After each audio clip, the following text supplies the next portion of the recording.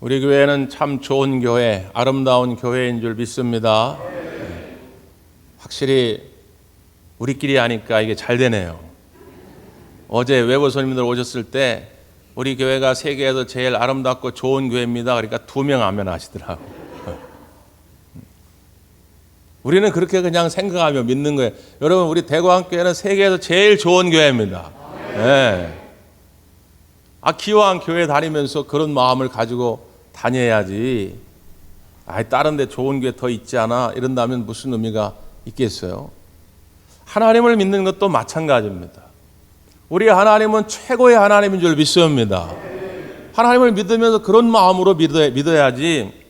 하나님은 믿어도 그만, 안 믿어도 그만, 체면도 있으니까 그냥 한번 나오긴 나왔는데, 어떻게 그냥 그렇게 끌려다니는 마음으로 신앙생활하면 피곤해요. 여러분보다 누가 더 피곤하냐? 우리 하나님이 더 피곤하십니다. 하나님은 무한한 능력을 가지고 오늘도 여러분을 기다리신 줄 믿습니다. 제가 지난주에요, SNS를 보다가 김포에서 목회하시는 우리 감리교 목사님이신데 상가에 개척교회를 하고 계신데 상가 그 교회를 리모델링을 했어요. 그래가지고 외부의 도움으로 여러 가지들을 다 고쳤습니다. 그런데 이제 소소하게 그 안에 들어가야 할 성구들이 필요하잖아요. 그 성구들을 채워 넣으려고 하는데 돈이 없죠. 특별히 우리 회중들이, 성도들이 앉는 의자가 필요한데 새 것을 살려니까 한 300~400만 원이 필요한 거예요. 개척교회에서 300~400만 원은 매우 큰 돈입니다. 그러니까 도저히 감당할 수가 없어가지고 중고 의자를 구입해야 되겠다, 이렇게 마음을 먹고 중고 거래 사이트를 막 찾아보기 시작한 것이죠. 그러다가 요즘 우리가 잘 쓰는 당근마켓에 어떤 교회에서 쓰던 의자를 내놓았다는 그런 광고를 보게 돼요. 목사님이 운전을 이렇게 하고 하는데 옆에 있던 사모님에게 그 판매자한테 전화가 왔더랍니다. 그래서 막 통화를 하는데 가만히 들어보니까 뭔가 내가 아는 사람 같은 거예요. 그래서 기다려보라 그러고 차를 세워놓고 그 전화를 받고 통화를 하게 된 겁니다. 그래서 몇 마디 얘기를 하다 보니까 자기 신학교 후배 목사님이었던 거예요. 이분이 지금 인천의 어떤 큰 교회에서 부목사님으로 계신데 그 의자를 내놓게 됐다는 거예요. 근데 얘기를 하다 보니까 그 교회 담임 목사님도 아는 목사님인 거예요. 그래가지고 그 사연을 전하게 되고 그 교회에서 이쪽 교회 형편을 다 생각해서 그 의자를 그냥 무료로 주기로 결정을 한 겁니다. 그래서 SNS에 이 목사님이 마지막에 뭐라고 썼냐면, 사람들은 묻습니다. 지금도 기적이 있냐고. 나는 지금도 확신 있게 대답합니다. 나는 기적을 지금도 믿습니다. 그 글을 보면서 참 많은 감동을 받았어요. 그래서 오늘 말씀의 제목이 기적은 있습니다예요. 한번 따라서 해보실까요? 기적은 있습니다. 첨단 과학 기술 문명이 아무리 발전을 해가도 지금도 우리의 인간이 해내지 못하는 많은 일들이 있지요. 어쩌면 다른 사람은 해내는 것 같은데 나만 못하는 그런 일들도 수없이 많지요. 그래서 홀로 외로이 눈물 흘려 기도할 때가 얼마나 많습니까? 그러나 여러분, 걱정하지 마십시오. 나는 무능할지라도 우리 하나님은 유능한 줄 믿습니다. 하나님의 능력으로 우리는 기적을 경험하는 것이죠. 이스라엘 백성이요, 애굽에서 나왔는데 홍해를 만납니다. 홍해는 도저히 넘을 수 없는 그들에겐 가장 큰 장애입니다. 발을 담그는 순간 그냥 물길에 쓸려 다 죽어갈 수밖에 없는 거예요. 설상가상으로 뒤에서 애굽의 군사들이 쫓아옵니다. 이스라엘 백성을 풀어주었던 애굽의 왕 바로가 뒤늦게 후회를 해가지고 야 저거 다 잡아들여라. 말 안 들으면 그냥 현장에서 다 죽여버려라. 그 명령을 받고 지금 애굽의 군사들이 쫓아오고 있습니다. 이러지도 저러지도 못하는 그런 상황. 근데 하나님께서 홍해의 물길을 열어주시고 그 애굽의 군사들을 그 물길 가운데 수장시켜 버렸어요. 이스라엘 백성들은 두 눈으로 그 하나님의 능력을 보았습니다. 하나님이 행하시는 기적을 보았어요. 너무 기뻤습니다. 그래서 오늘 출애굽기 15장 1절 시작은 이 하나님을 향한 찬양의 이야기입니다. 15장 1절 2절인데요. 이때에 모세와 이스라엘 자손이 이 노래로 여호와께 노래하니 일렀으되 내가 여호와를 찬송하리니 그는 높고 영화로우시며 말과 그 탄자를 바다에 던지셨음이로다. 여호와는 나의 힘이요 노래시며 나의 구원이시로다. 그는 나의 하나님이시니 내가 그를 찬송할 것이요 내 아버지 하나님이시니 내가 그를 높이리로다. 모세와 이스라엘 백성들이 소고를 딱딱딱 치면서 막 춤을 춰가면서 고래고래 소리를 지르면서 여호와는 나의 힘이시요 여호와는 나의 노래이시요 여호와는 나의 구원이시요 난리가 난 거예요. 여러분 은혜를 받으면요 누가 시키지 않아도 이렇게 됩니다. 에? 막 소리를 고래고래 지르게 되고 덩실덩실 춤을 추게 돼 있고 그래요. 근데 여러분 한번 잘 생각해 보십시오. 기적 가운데 가장 큰 기적은 뭘까요? 가난한 자가 부유해지는 것도 기적이고 병든 자가 고침받는 것도 기적이지만 더 큰 기적은 뭐냐? 예수 믿고 구원받은 거예요. 이게 잘 와닿지 않는 분들은 전도를 한 번도 안 해본 분들입니다. 전도를 해보십시오. 강팍한 그 마음이 열려가지고 예수님을 영접하고 구원받는다는 게 얼마나 어려운 일인지 몰라요. 10년, 20년, 30년 일평생 그 남편을 위해서 기도하고 그 남편에게 복음을 전하는데 너나 믿어. 자꾸 교회 가자고 그러면 나한테 맞는다. 이런 소리를 하고 말이죠. 강팍한 남편과 아내의 마음을 열고 강팍한 자녀들 그 부모님 내 이웃과 형제들의 마음의 문을 열고 예수 믿고 구원받게 하는 것이 얼마나 큰 일인지 몰라요.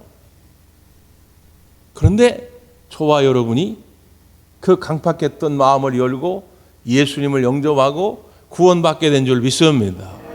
그러니까 이보다 더 큰 기적이 어디 있어요. 그러니까 그 구원의 감격이 살아있는 사람들은 늘 덩실덩실 춤을 추면서 고래고래 소리를 지르면서 하나님을 찬양할 수밖에 없는 거예요. 이런저런 핑계는 될 수 있지요. 코로나 때문이다. 사업이 어려워져서 그렇다. 몸이 아파서 그렇다. 바빠서 그렇다.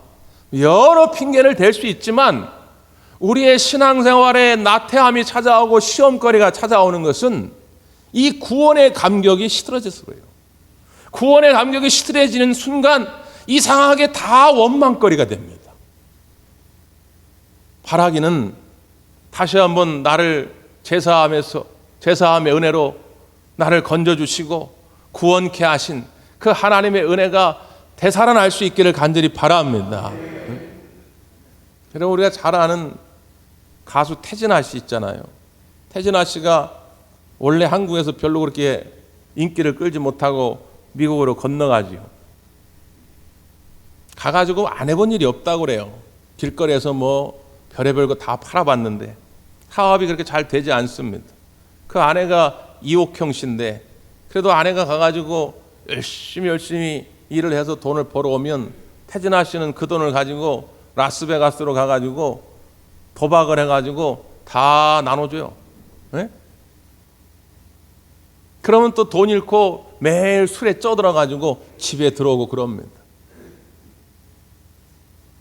어느 날도 그렇게 술을 취해가지고 집에 들어왔는데 아내가 없더래요.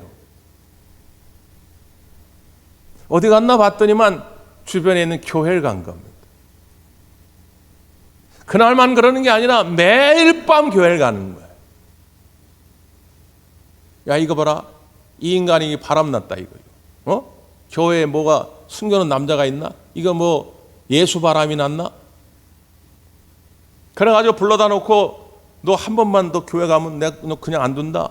협박을 합니다.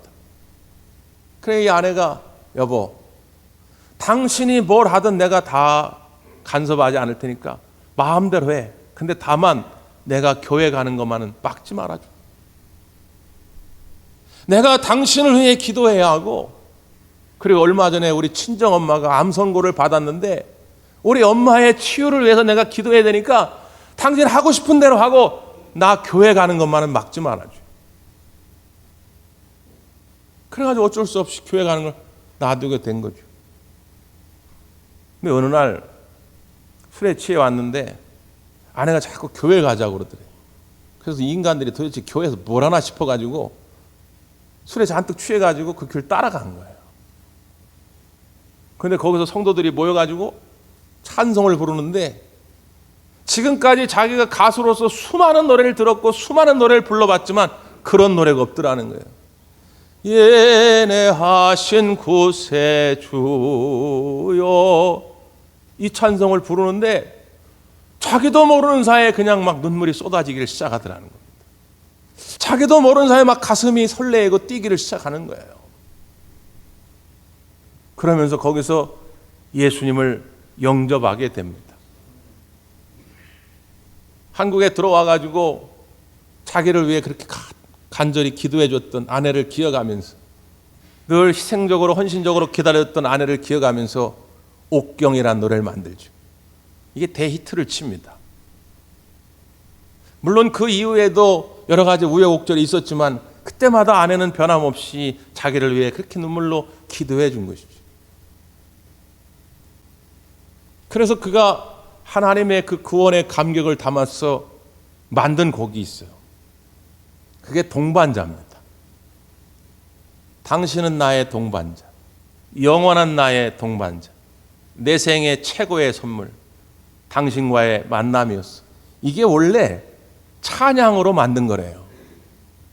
그래서 지금도 우리 태진아 집사님이 종종 교회에 찬양 간증 집회를 나가는데 그 찬양 집회 할 때는 이걸 개사해서 부릅니다.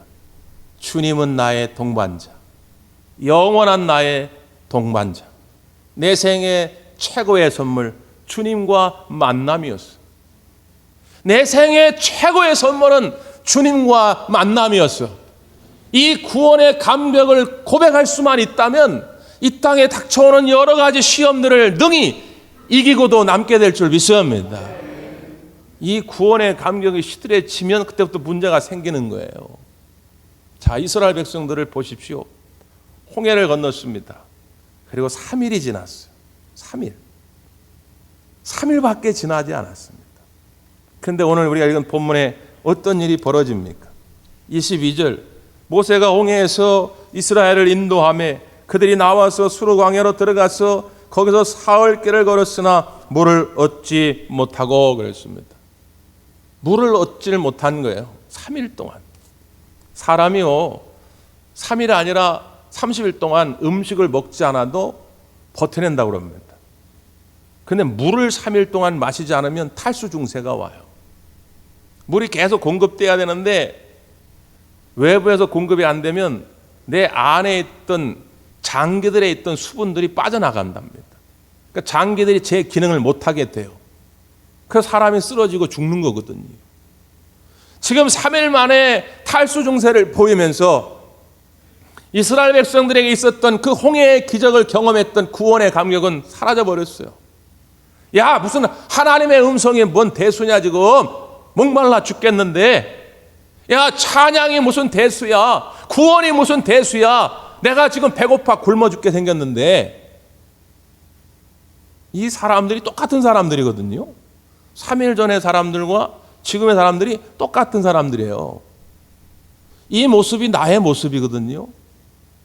찬양하던 나와 불과 3일 만에 원망과 불평을 쏟아놓은 나는 똑같은 사람이거든요. 도대체 뭐가 달라진 겁니까? 아이, 목사님, 지금 물을 못 구했잖아요. 그건 핑계거리라니까요. 지금 3일 전에 이 구원의 감격을 이스라엘 백성들은 기억하지 못하는 겁니다. 이 영적 건망증이 문제를 발생시킨다는 거예요. 여러분 지금 어떻습니까? 이스라엘 백성들이 애타는 마음으로 여기저기를 막 뒤지기 시작합니다.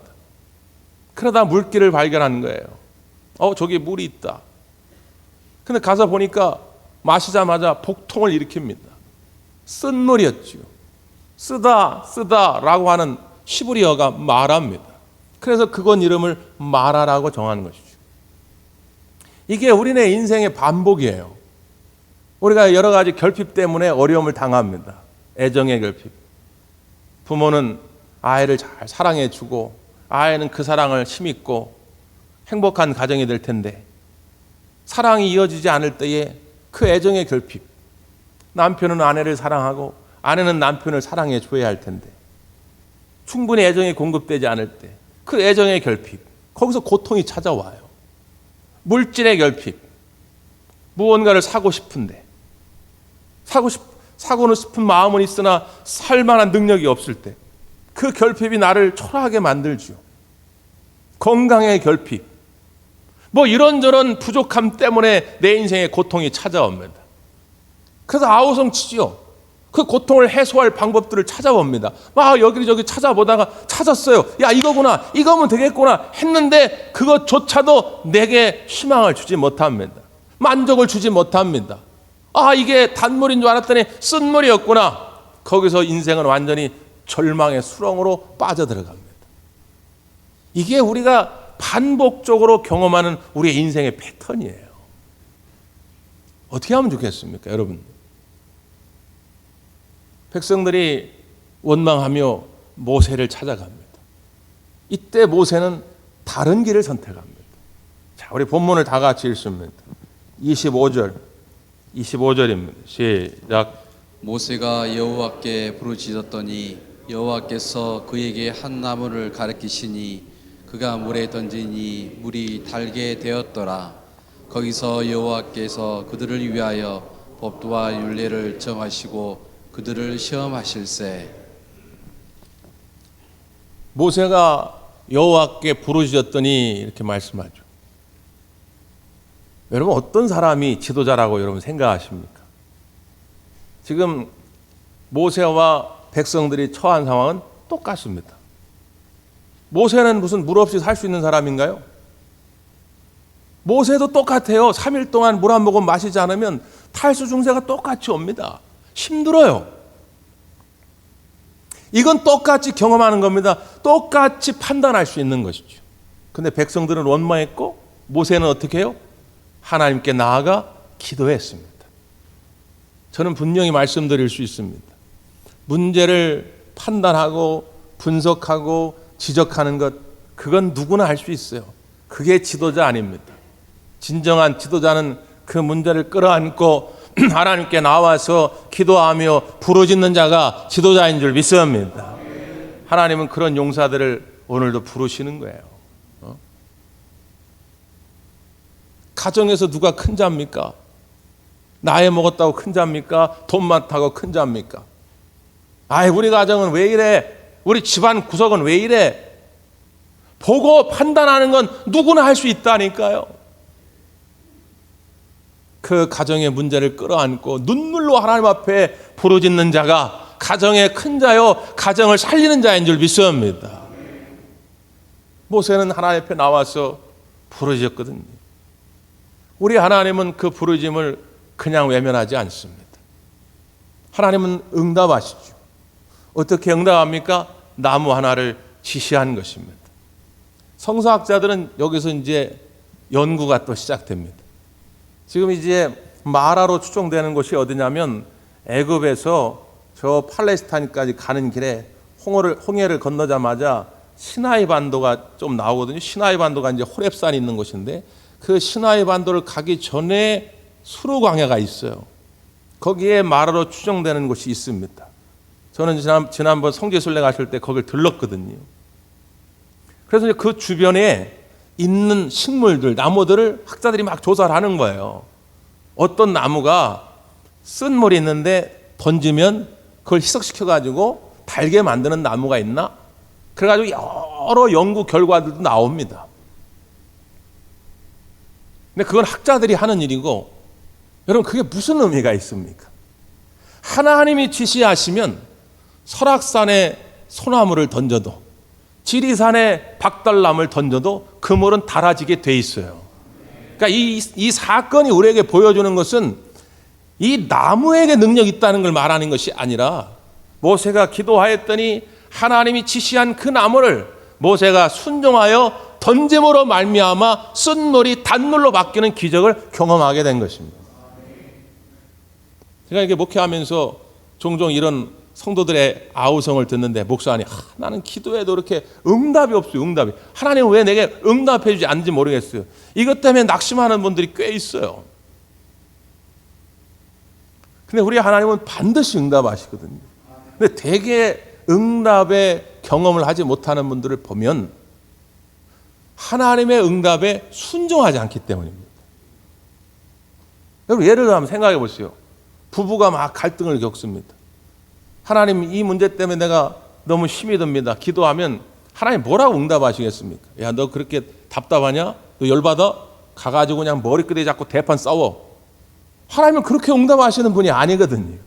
하나님은 열이면 열, 백이면 백. 그래도 네가 그리스도의 사랑으로 그를 용서하고 그를 안아줘라.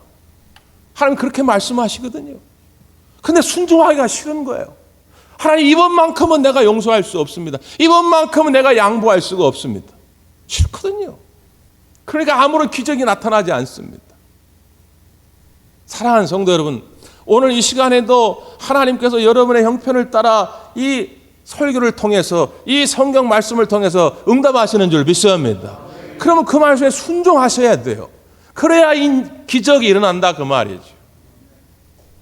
하나님이 나무를 지시했는데 모세가 이렇게 나무를 보니까, 아니 하나님, 이거 뭐 땔감 하나 쓰는 나무인데요. 이거 내가 양의 똥에나 칠 때 쓰던 나무인데 이거 뭐 던진다고 이게 무슨 효력이 있나요? 그랬으면 아무런 기적이 일어나지 않아요. 근데 모세는 믿음으로 그 나무를 던졌더니 그 쓴물이 단물이 된 것입니다. 많은 성서학자들은 신약 시대에 이 나무가 십자가의 나무를 예표한다라고 해석합니다. 저는 그 해석에 전적으로 동의합니다. 우리의 인생에 있어서도 던져야 할 나무는 십자가의 그 나무죠. 우리를 죄에서 건지셔가지고 하나님의 자녀로 만드신 그 십자가의 능력. 사도행전 3장에 보면 베드로와 요한이 성전 미문을 지나가다가 40년 동안 나면서부터 걷지 못했던 자를 일으켜 세우지요. 그러니까 솔로몬의 행각이라는 곳에 사람들이 어마어마하게 모입니다. 그날에 회심하여 예수님을 영접한 사람이 3,000명 이상이라고 그랬으니까 어마어마한 대형 집회가 열린 거예요. 그들의 관심사는 예수님 때문에 온 게 아닙니다. 뭐 때문에 왔어요? 그 40년 동안 걷지 못했던 자가 일어나는 것이, 그 기적이 너무 신기해가지고 그 기적을 행한 자가 베드로라고 한다면 그 베드로를 이제부터 쫓아다니려고 온 거예요. 또 그 온 사람들 가운데 이 40년 동안 걷지 못한 자처럼 몸이 아프거나 마음이 아프거나 인생에 여러 가지 문제를 가지고 있는 사람들이 있을 거 아닙니까? 그런데 베드로한테 가면 나도 저 사람처럼 기적을 체험할 수 있겠다 해서 온 거예요. 그때 베드로가 뭐라고 설교합니까? 당신들은 나에게 묻기를 이 사람이 어떻게 일어났느냐, 어떤 능력으로 이런 일이 벌어졌냐 하지만 이 일이 일어나는 것은 예수 그리스도의 이름의 능력으로 이 사람이 일어나게 된 것이라, 이렇게 설교합니다.